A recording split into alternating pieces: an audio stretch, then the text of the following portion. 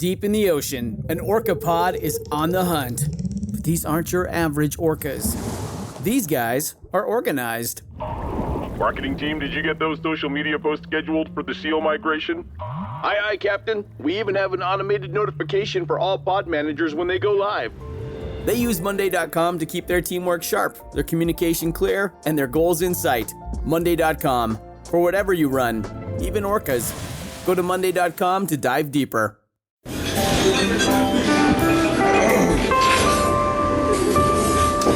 Well, I don't see the point in waiting any longer. So let's bring her out. The star attraction, the one you came to see. Ladies and gentlemen, the one, the only, Miss Judy Gold.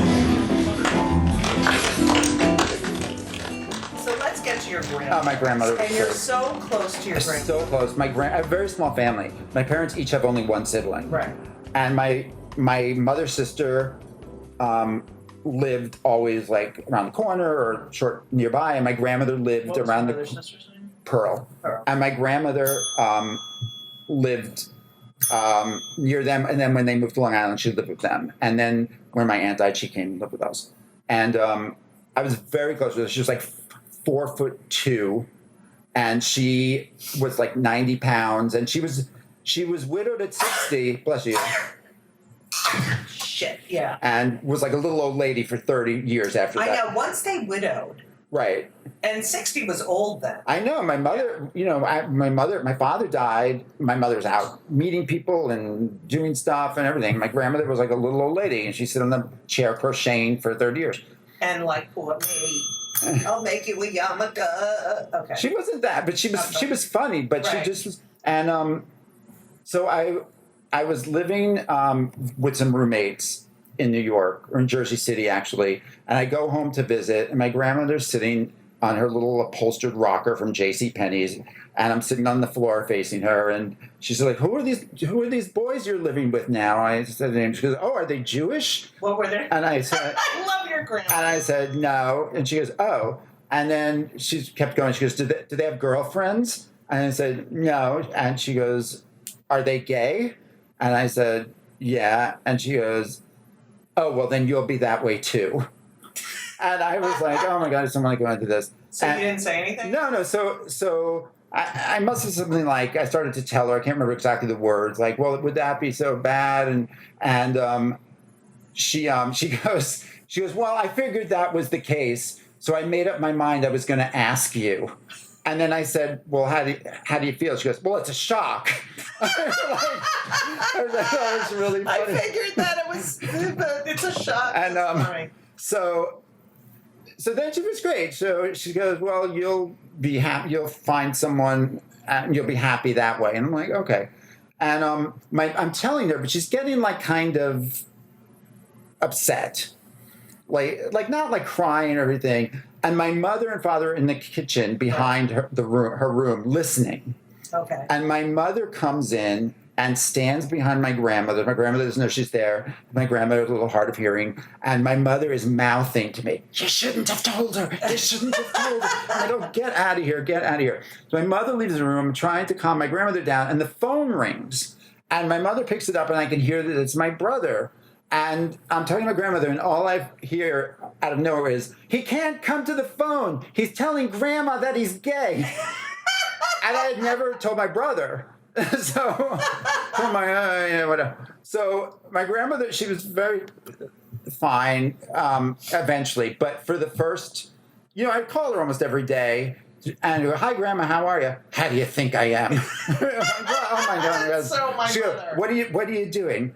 What do you think I'm doing? I'm like, I don't know. What are you crocheting or you reading? I'm just thinking. I'm like, oh, what are you thinking about? What do you think I'm thinking about?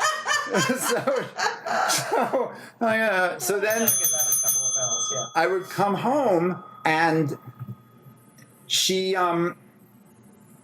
she had broken her hip. She used a walker, and I would like help her into bed. And she says to me, so you don't like a girl to get married. You like a boy. And I said, yeah. And she said, well, then that'll be your life and you'll be happy that way. And I'm like, okay, like total relief. Right. And then she goes, but what can you do? And I'm like, oh, God.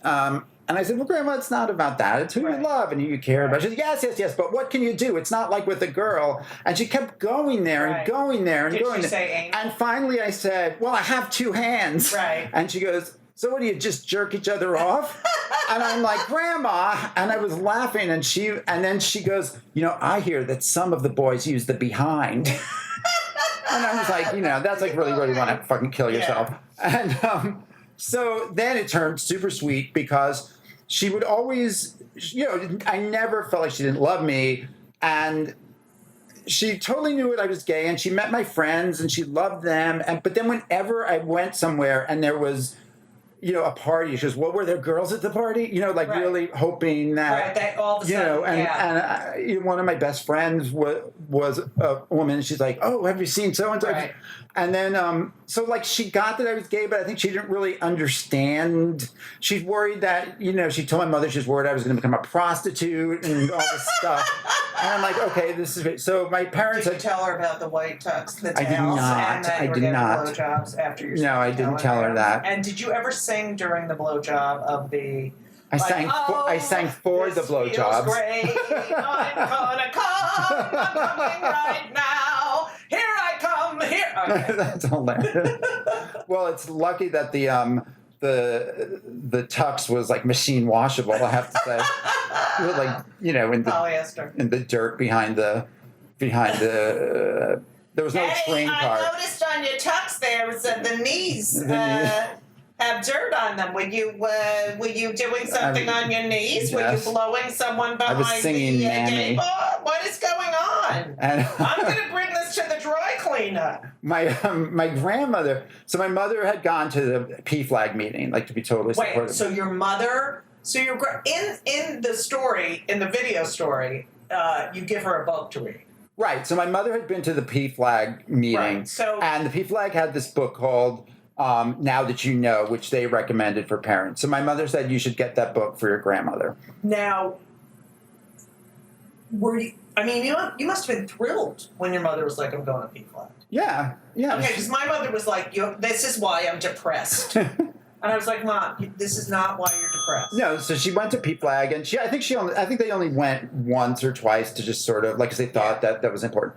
But so I bought my grandmother this book, and I leave it with her, and I go back to the city, and I come back, a week later, and I'm talking to her, and it's on her table, and it's obviously been opened, and I said, Grandma, did you read that book? And she goes, yes, it's disgusting. And I was like, oh my God, what? And I said, oh, disgusting. And she goes, yes, it's disgusting. It says that some of the parents don't love their children anymore. Oh. And of course I burst into tears. Oh. Yeah, my grandmother's great. She was super great. That is the greatest. Yeah. You have a really good coming out story for the period of time you came out. I had my mother, someone slipped in front of my mother, and then they left, and I closed the door, and she was like, I knew it!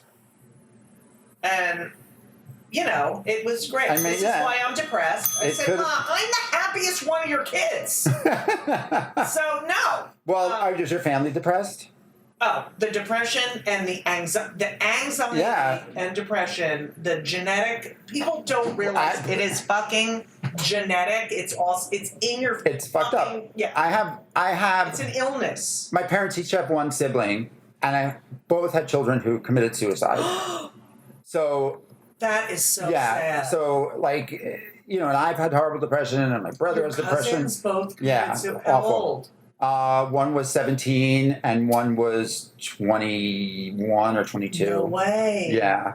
Boy and a boy? No, a girl and a boy. Did the 17-year-old girl? Yeah.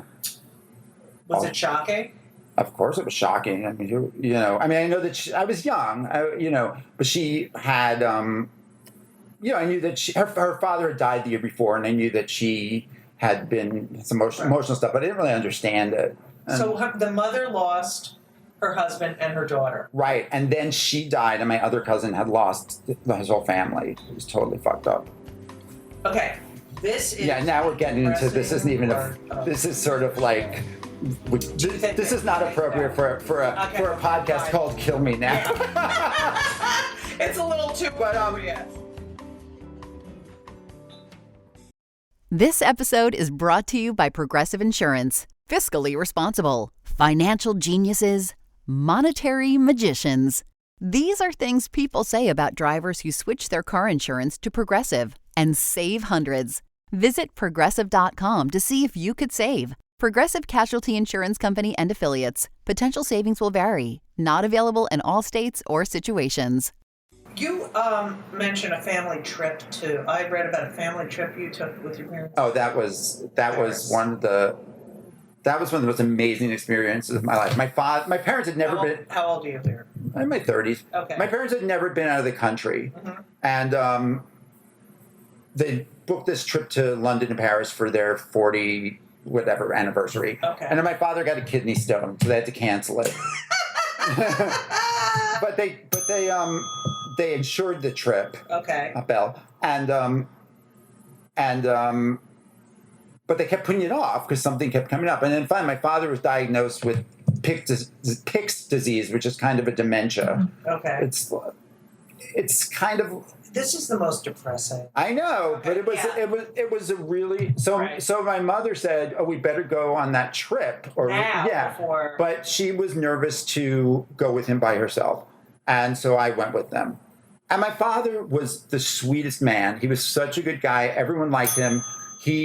And when people, my friend said this to me at the time, that when people get those diseases, they kind of become more themselves. So he was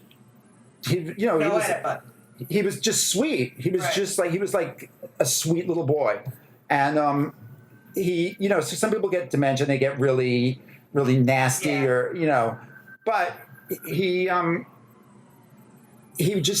would bite his finger, and because he couldn't express his emotion, and he would shake at times, and he would do this to my mother's friend, Claire Wolfson, and Claire Wolfson. Oh! When we were kids, she would call my mother, and my mother would say, "Who is it?" And we'd double, "Oh!" And the dog would join in, and my father and my mother would be like, "Shh, shh, shh, shh," like she didn't know that we did that every single time she called for 20 years. And so my father would get really agitated about her. Right. And my mother said, "Why do you do that?" And he goes, "I don't like her." and so my mother comes back from the neurologist and my father asking him, and she goes, he said, well, that maybe he never liked her. And my brother and I are like, we've known for 20 years he can't stand her, but he never said anything to my mother. So it was just really funny. Anyway, so we go to Europe, and we go to, it's kind of hard to know like what he's taking in and what he likes pretty things. I mean, we can't go to anything Is he verbal? He's not so verbal, like very one-word answers and stuff. He nods a lot. And, Paris, but it was stressful because my mom was stressed, and she made everything stressed. Like she couldn't, she was like the bewildered American. Right. She ordered salmon at some restaurant in Paris, and it wasn't like the salmon she gets at home. Okay. So this is not like the salmon I get. Right. So this is not anything like the salmon I get. So then, like after that, like we couldn't eat in any place that didn't have an English menu as well, which in Paris is like crazy. And but we had, so it was a chore for me, but she was funny. Like I got a great material out of it. But then the most amazing thing happened. We went to London, and I didn't get to do a lot of the things that I would have chosen to do.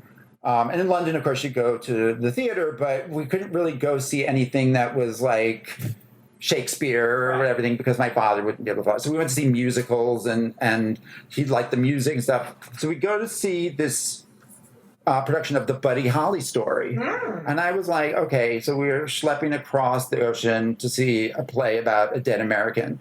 And I was like really kind of angry. I just been at my limit. And that's what happens. Right. But my father, the music brought him back, because music is like. Oh, yeah. When I visited my mother, I put on music and she. And he's sort of like bopping along to the music. And my mother's like, he's loving it.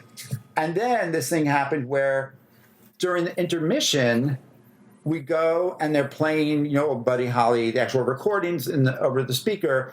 And my mother says to him, do you know this song? Do you like this song? And he says, they played it at the Nevele, which is the Nevele. Yeah. Yes. Which for people who don't know is like a resort in the Catskills. Yeah. At the Nevele. And my mother was like, you remember going to the Nevele? And it turned out that they were there, and she was pregnant, and with whom? With my brother, and he remembered things about the weekend that, like, his friend, was Turkey, and his friend was, something about the drumstick, the turkey drumstick, and I'm sitting there, and he's talking like a real person for the first time in months. This music. Right. Yeah. He said this whole story. I'm like, oh my God, this is so fucking amazing. And, anything wrong with that trip was totally done. Wiped away because of this moment. And it was, great. It's like the last time I saw him in a way. Right. And then we went back for the second act, and afterwards, it's just been a long day, and he didn't rally again. Right. But that was the most amazing thing ever.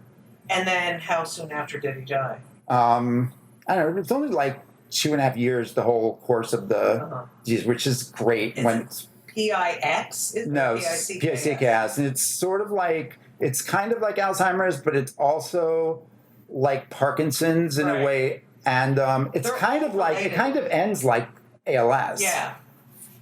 So it's just they're all related. Someone's got to fucking find a cure. I know. And then charge us $1 zillion for it. Let's talk about something happier. Yeah, that's great. After college, you're living with these guys, you're in your 30s. Yeah. You don't start really doing stand-up till what year?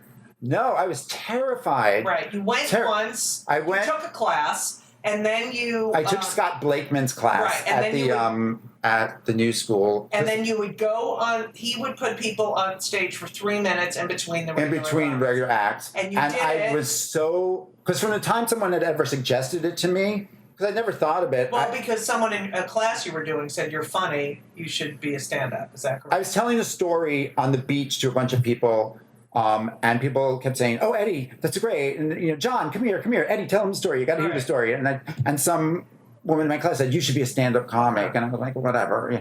And so I took the class because I had no idea. What year was this?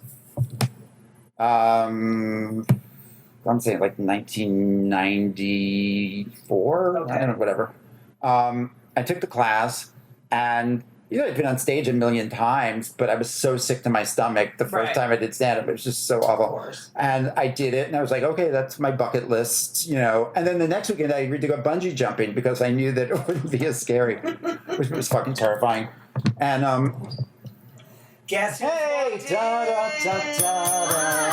Lucy's here. Oh, and Lucy's here. Okay.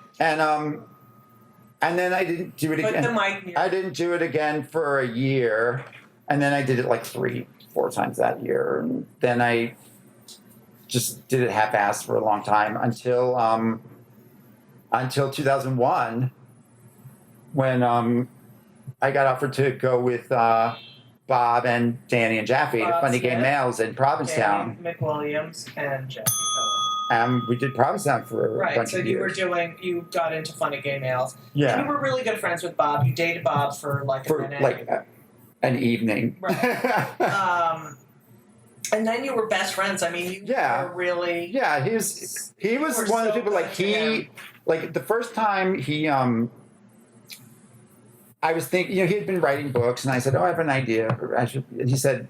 I said I couldn't never write a book, but I would think I could write like a TV show if I could find someone to. And I was thinking about friends. He goes, "How come you don't want to write with me?" And I was like, "Well, because you already do that. You don't need me." And he said, "No." And it turned out we clicked really well. And I think finding someone to collaborate with creatively is harder than finding someone to marry. Right. And we just clicked, and also. Being with the other two guys in Funny Game Males, we both had this kind of profound experience of being the adult in the group. Oh, yeah, because Bob was definitely the adult of Danny and Jackie. Yeah. And then I was, and then Bob came in. Right. And no, so it was great. And he was really supportive of my stand-up, and he got me to write. That grandmother story was the first thing I'd ever written since college. He had such a great writing work ethic, and I know. I wish I could. He got up every morning, made coffee, and wrote. And just even with ALS, with one finger on the typing and on the iPad. Fucking that book Treehab, which is so and that other novel that hasn't been out coming out. Yeah. Plus, we worked on that screenplay, right? And we worked on some other stuff. Who were you working with now on a book? I don't know, Miss Judy Gold. Eddie. Yes. We're running out of time, which is so annoying because I could sit here and talk to you for another hour and a half.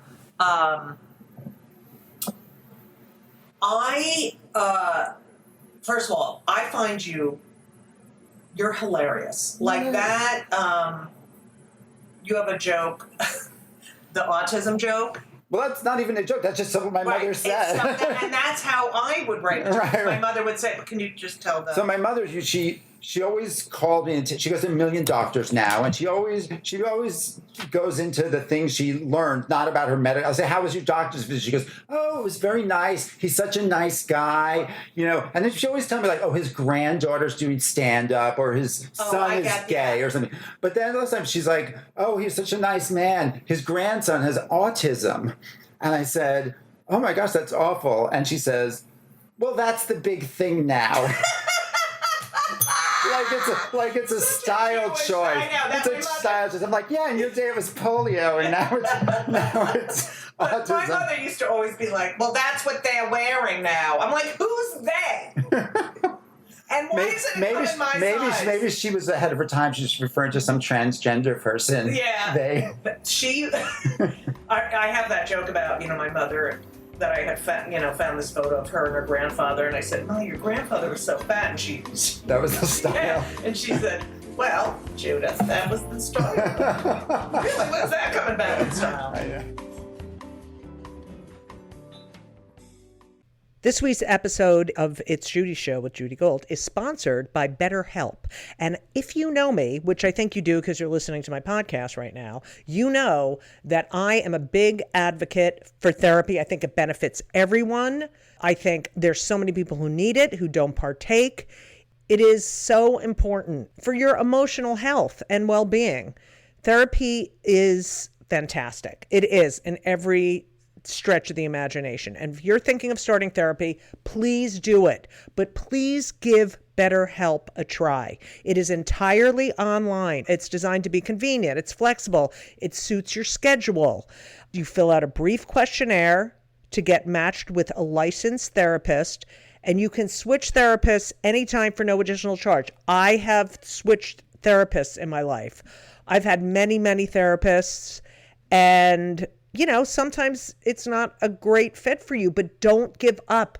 Therapy is beneficial. You can learn about yourself, you can process, and just be emotionally healthy. I'm telling you, do it. BetterHelp is great because, when I used to schlep to my therapist's office, it was so annoying. You have to do it, and you sit there and you wait, and then I'm telling you, doing it online is fantastic. And BetterHelp is amazing. I know a lot of people who've used it.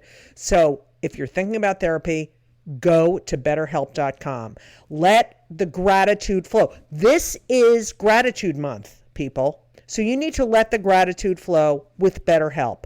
Visit BetterHelp.com/JudyGold, JudyGold, today, and you will get 10% off your first month. That's BetterHelp, HELP.com/JudyGold.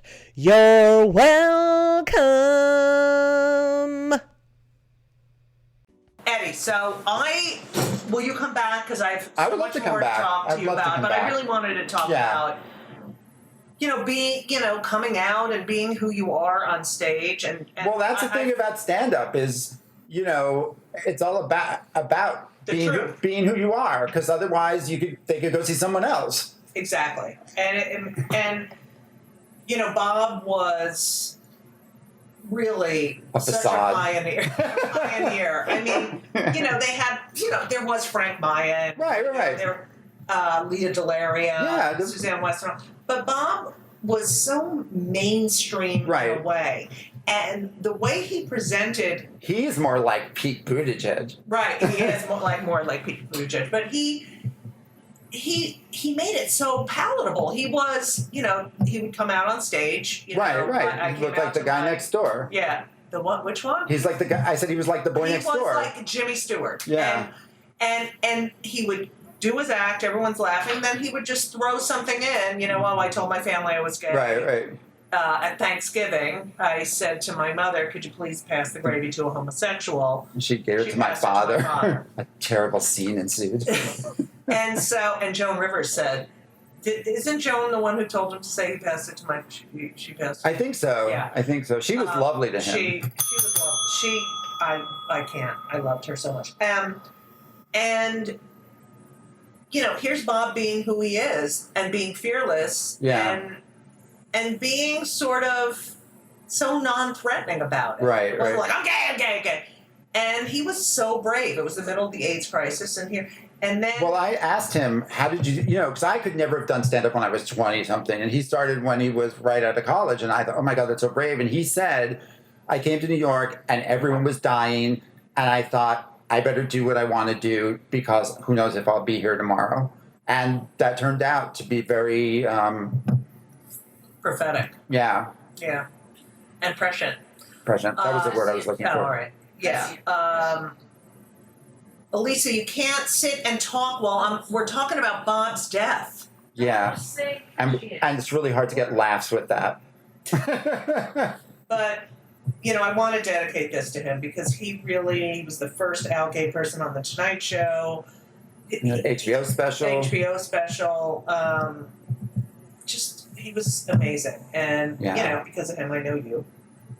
And, he left a big hole in my heart and your heart. One of the saddest things is that, before he died, he had his last book come out, and we wanted to promote it. And so when I had my book, I had set up stand-up shows because it was easier to get people to come to see stand-up than to come to a book reading. And so we set up shows for his book, but he couldn't talk, so I would do his material. Yeah. And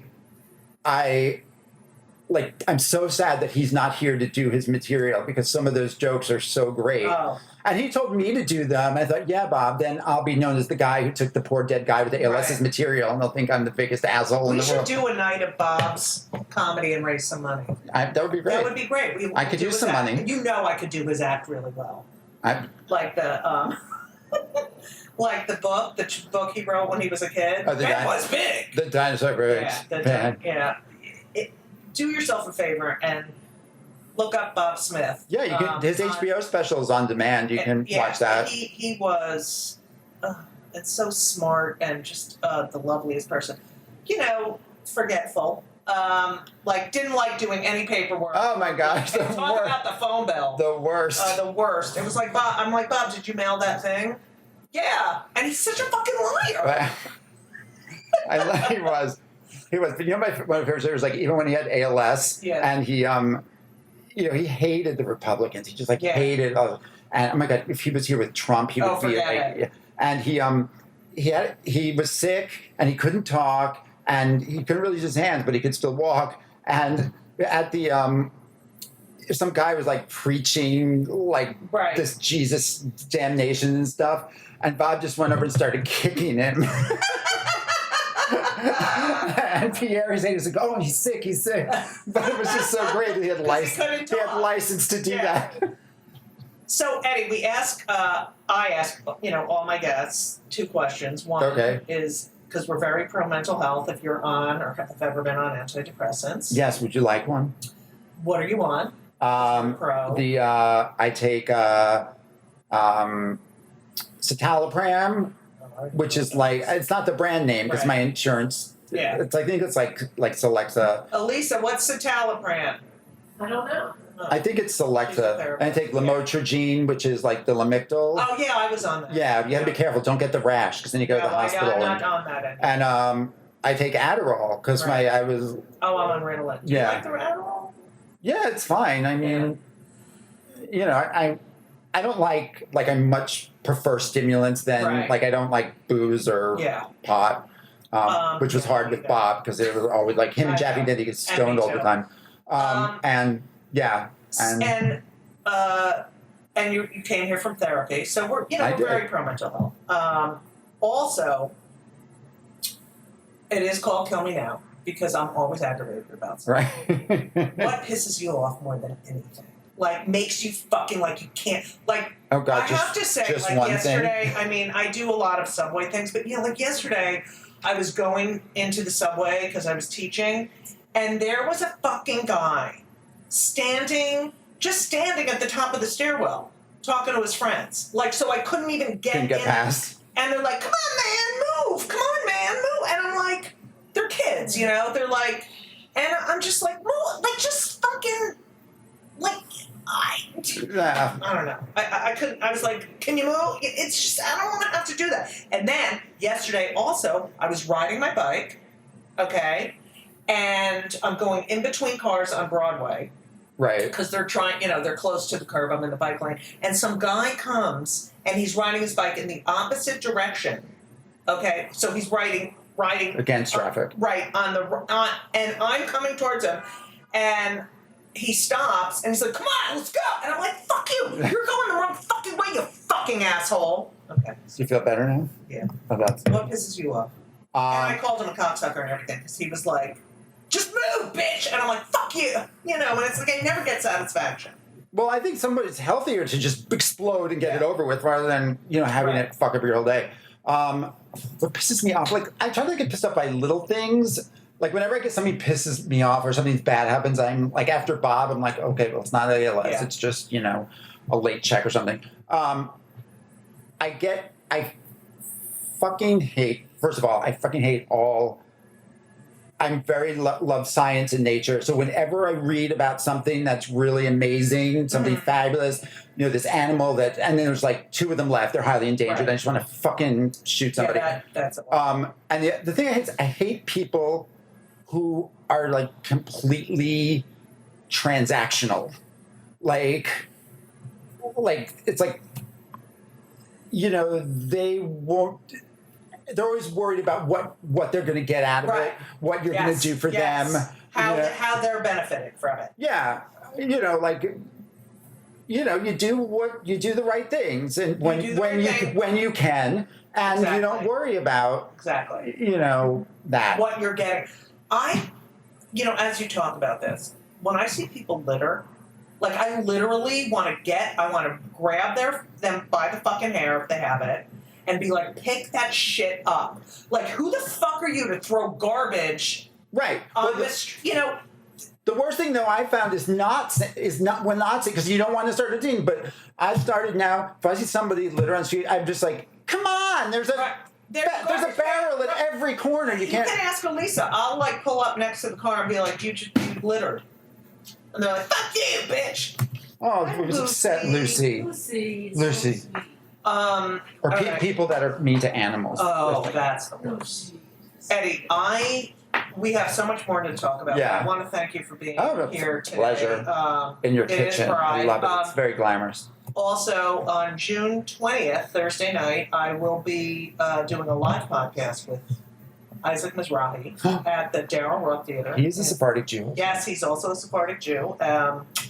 You can find me, as you know, at Judy Gold on everything, JEWDY. But Eddie, where can people find you? Where can I'm at your book? keeplaughing.com, and you can find clips. You'll find where we're performing. We're performing at Club Coming on the 23rd. 23rd. Yes, and he's going to be opening for me. That's my gay show. And I'll be at the Triad Theater on the 29th. All for Gay Pride. Eddie, I can't thank you enough. Say hello to your husband, Court. I will. We didn't talk about him at all. I know. We have so much more to talk about. But Eddie will be back. I can't thank you enough. I love your grandmother. Your mother's hilarious. Your father's dead. Dead, but hilarious. Do I talk to my brother? Yeah. My brother's a nice guy. Okay, and you like your brother. Eddie, you're a great friend. I have to say, I watched you with Bob. You are the most giving. You are the most untransactional person. I know that's been to my detriment at times. But you're hilarious. Get his book. It's called Mental Funny in the Head, and hopefully my next book will come out before long. And ever finish it. Yeah, and it will. And you're a delight. And happy Pride. Happy Pride. LGBT. Be safe. Be safe. Be careful. Wear a condom. Like, don't fuck it up, okay? Yeah. We lived through the AIDS crisis. Lesbians, don't move in right away. It's not going to work out, okay? I'm telling you right now. It doesn't. Give it time. Happy Pride. Proud to be gay. Can't stand Trump. We have to tell the whole thing just fucking talking about it. So, and Mike Pence, as you wanted to call our show. Mike Pence sucks dick. That's right. And I think we'll end on that. So, as we always say, so long! And everything was wonderful. I'll see you soon. Thank you for the visit. So long.